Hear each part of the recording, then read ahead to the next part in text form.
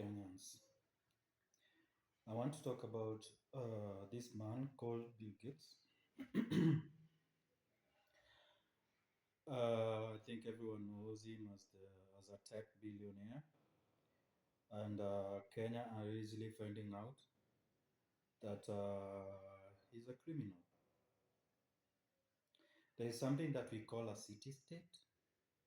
We have a country that's a state, and now Bill Gates has introduced in Kenya a provision in our own constitution where a human being, one individual, can have the same diplomatic immunity as a nation, as a country.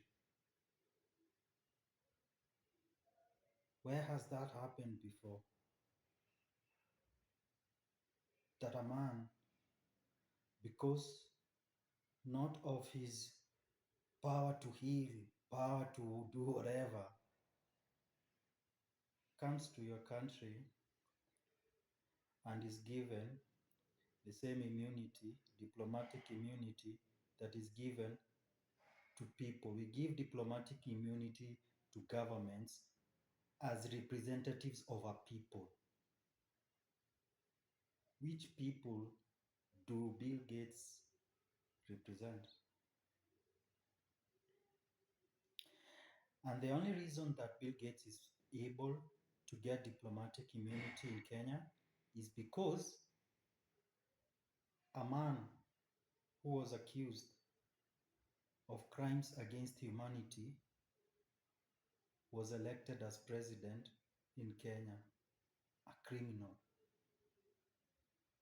That is the only reason that we have Bill Gates having immunity in Kenya, because whoever was standing at the door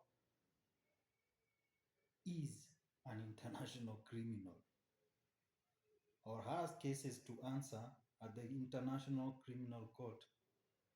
I, when the white man came, he said he came to help us. Bill Gates has come, he has told us that he's coming to help us, that he's coming to help the world, that Kenyan cows and only Kenyan cows are killing the world with their fats. So he's come up with a vaccine to inject our cows so they cannot kill the rest of the world. This help that he's so determined to give to Kenyans has been refused in Europe and in America. But we want to put it, or we want to help, or we want to help him help us here in Kenya with a kind of help, with a type of help that was refused where he comes from. In a country of his peers, they have refused.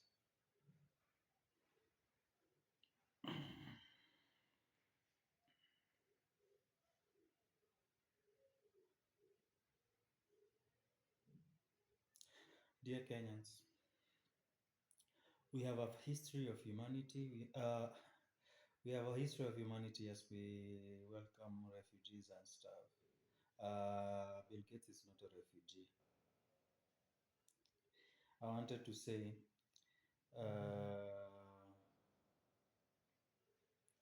that we have a history with impunity. I would liken Bill Gates to their two brothers, two mafia guys who came to Kenya and got diplomatic immunity. I won't call it diplomatic immunity, but got appointed as inspectors of police in Kenya. Mafia people come and they are given IDs of inspector of police. How different is how different is it whatever happened with the tour and what we are now seeing with Bill Gates? There is no difference. One is a white collar criminal, and the other, yeah, mafia. But whichever one it is, it is about doing something in our country that the majority of the people are against. The majority of the people of Kenya are against this dictator who is the president of Kenya. So you cannot come during the term of our worst dictator and ask for diplomatic immunity to vaccinate our cows, something that we've refused. 90% of Kenyans refused the finance bill and they passed it by force. 90% of Kenyans don't want this vaccine, but you, Bill Gates, want to implement it by force. You want to force us. Uh, umepata wa rais jo, ndio umeamua. Anyway, we cannot have Bill Gates in our country for the simple reason that he allied himself with a criminal president with the same reason and reason enough that he did not feel any embarrassment getting diplomatic immunity equivalent to that given to nations as an individual. He was not embarrassed.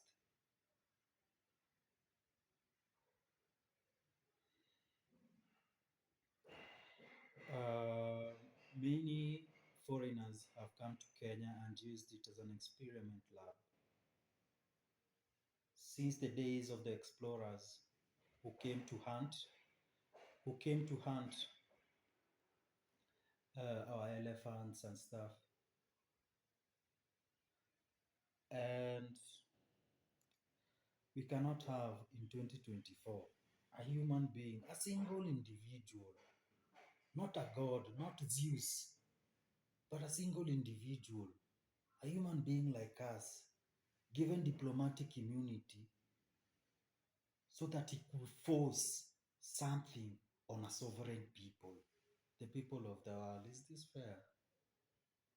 Are you all going to sit there and watch this billionaire come and kill a whole population and destroy a whole population, destroy a whole country because he bribed one man, and the man he bribed has a case to answer at the International Criminal Court? People. Okay. Thank you.